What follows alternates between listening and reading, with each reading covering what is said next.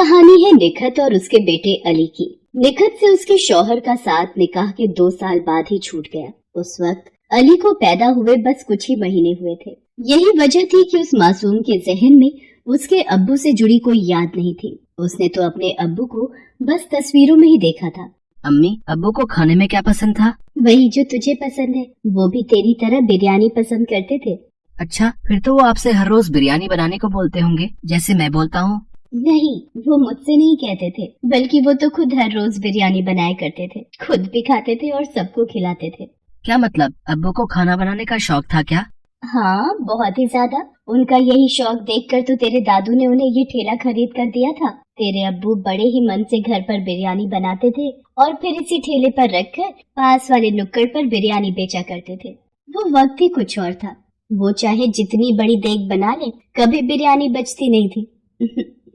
इतना स्वाद था उनके हाथों में। अच्छा, तो इसका मतलब तुमने भी अब्बू से ही सीखा होगा बिरयानी बनाना, है ना? हाँ, मैं उनकी मदद करती थी, पर बनाते हमेशा वही थे।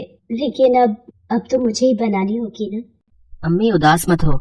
आप एक बात बताओ, जब अब्बू बिरयानी बेचा करते थे तो आप ऐसा क्यों नहीं करती? ये खेती करके तो हम पेट भर कर खा भी नहीं पाते। अगर आप भी बिरयानी बनाकर बेचोगी तो मुझे हर रोज बिरयानी खाने को भी मिलेगी। बेटा, ये सब इतना आसान नहीं है।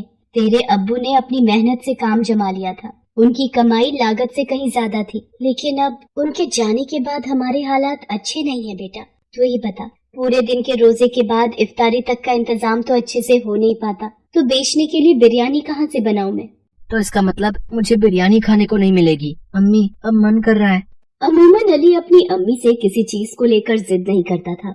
उस दिन भी उसने जिद नहीं की, लेकिन उसकी नम आंखों ने निखत को बता दिया था कि उसका बिरयानी खाने का कितना मन है। अली नमाज पढ़ने मस्जिद चला गया और निखत के हाथ भी दुआ के लिए उठ गए। या खुदा, ऐसा इम्तिहान ना ले, अपने बच्चे की बिरयानी खाने की ख्वाहिश भी पूरी ना कर सको। इतना मजबूर तो ना बना। निखत अपनी मजबूरी पर रो रही थी, तभी दरवाजे पर किसी ने दस्तक दी।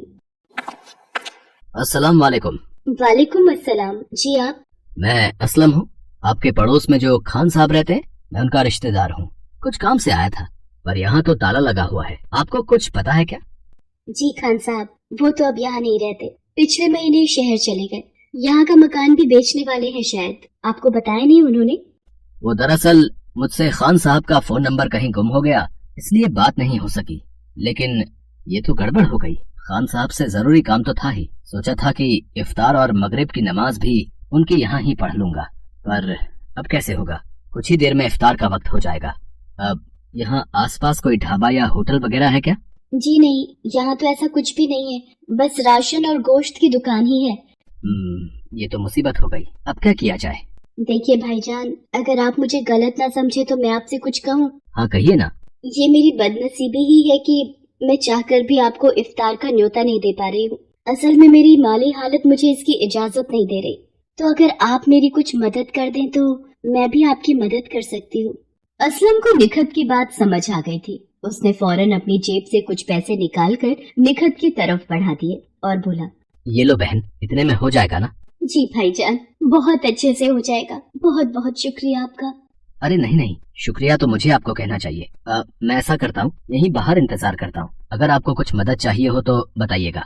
नहीं नहीं, मैं सब कर लूंगी, आप आराम करें। इसी के साथ असलम निखत के घर के बाहर ही एक पेड़ की छांव में बैठ जाता है और निखत फौरन इफ्तार की तैयारी में लग जाती है।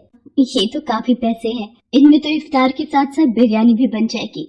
या अल्लाह, आज मेरा बच्चा बिरयानी खाएगा, जरूर खाएगा। निखत फौरन जाकर पास की दुकान से राशन और गोश्त खरीद कर ले आती है, साथ ही इफ्तारी के लिए कुछ फल भी। फिर उसने बड़े ही मन से बिरयानी बनाई, ठीक वैसे जैसे अब्बास बनाया करता था। कुछ ही देर में अली घर वापस आ गया। अम्मी, आप बिरयानी बना रही हो क्या सच में? इतनी बढ़िया खुशबू। अम्मी बताओ ना, ये बिरयानी की खुशबू ही है ना? हाँ, बिरयानी ही है।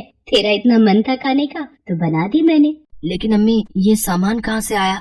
निखत अली को सब कुछ बताती है। अली फौरन जाकर असलम से मिलता है और उसे शुक्रिया कहता है। फिर शाम के वक्त सभी एक साथ इफ्तार करते हैं।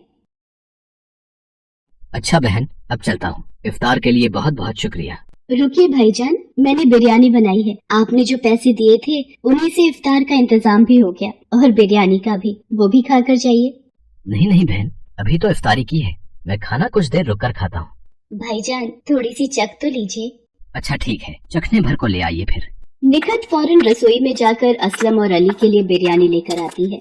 असलम जैसे ही बिरयानी का एक निवाला चखता है, उसके चेहरे के हाव भाव ही बदल जाते हैं। बहन, बिरयानी बहुत ही लजीज है, अब थोड़ी और मिलेगी क्या?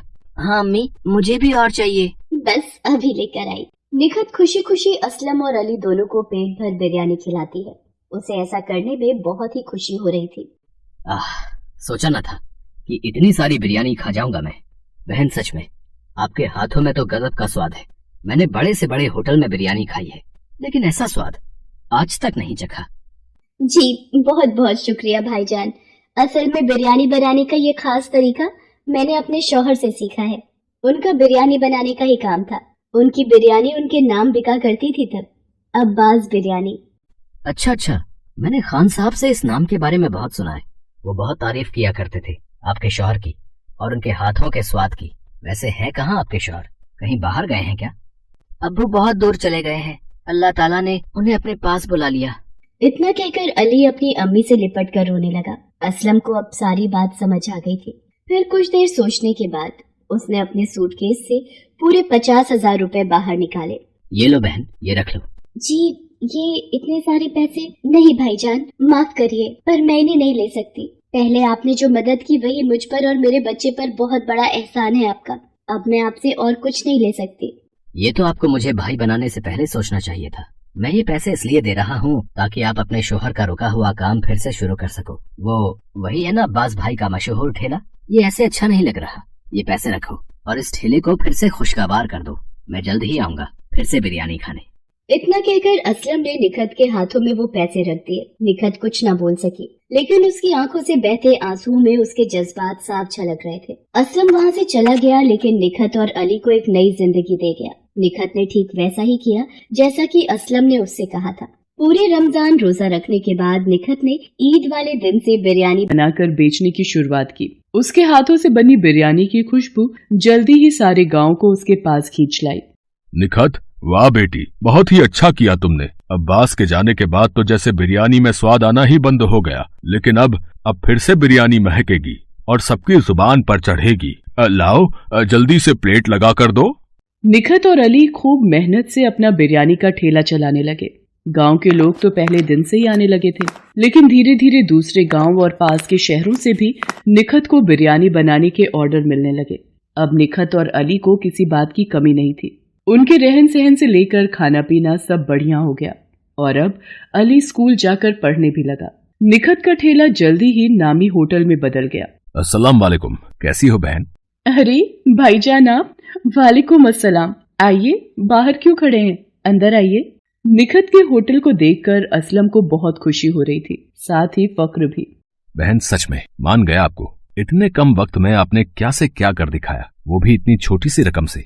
नहीं भाईजान, ना वो रकम छोटी थी और ना ही आपकी मदद। आपकी दुआ और अल्लाह ताला की नेमत से हुआ है ये सब। मैंने तो बस अपना काम किया है। आइए, बिरयानी तैयार है, आप नोश फरमाइए, मैं बस अभी आई। वाह बहन, बिल्कुल वही स्वाद और बेहतरीन। अल्लाह आपको ऐसी ही बरकत दे। शुक्रिया भाईजान। अब ये लीजिए, ये आपकी अमानत मैंने संभाल कर रखी हुई थी। ये क्या बहन, ये पैसे लौटाकर मुझे पराया मत करो। नहीं भाईजान, आप कभी पराये हो ही नहीं सकते। मैं ये पैसे आपको लौटा नहीं रही हूँ, बल्कि इसलिए दे रही हूँ ताकि इनकी मदद से आप फिर किसी बहन की जिंदगी बदल सके और अल्लाह की रहमत सब पर यूं ही बरसती रहे। असलम निखत की तरफ देखकर मुस्कुरा दिया और उन पैसों को लेकर फिर से निकल पड़ा किसी नई निखत और अली की तलाश में।